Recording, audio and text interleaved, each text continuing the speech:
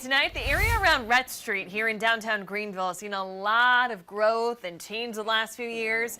Well, there's a new project on the table. This one comes from a Spartanburg developer. It doesn't have a name just yet, but it's a hotel and apartment project all in one. Tonight, developers held a community meeting for people who live in the West End to take a look and ask questions. Fox News' Kennedi Harris was there, and Kennedi, did residents have any concerns expressed tonight? Yeah, the developer said they wanted feedback no matter how harsh, and that's just what they got. Residents expressed concern over the size of the project as well as traffic. Now, it's still very early in the process, but based on residents' reactions, developers might go back to the drawing board. I've seen major changes. Diane Keller has lived in the West End more than 50 years. She says the neighborhood she knew has changed quickly, especially with the height of buildings. I remember the times I could look over and see trees and all of this. You just don't see that.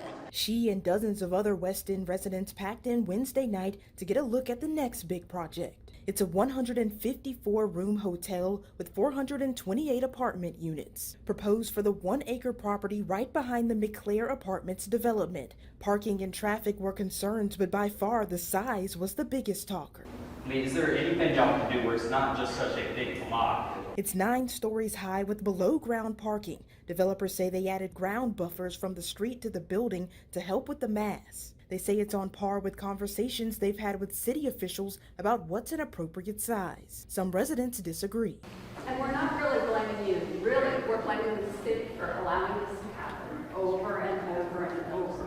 Others brought up the high cost of units. Developers say it'll be high-end prices similar to Decca apartments, which start off at more than $2,000 for a studio. You know, the city need to come up with a way that we can do something to help the poor, rather than approving a lot of stuff that's going to help the rich.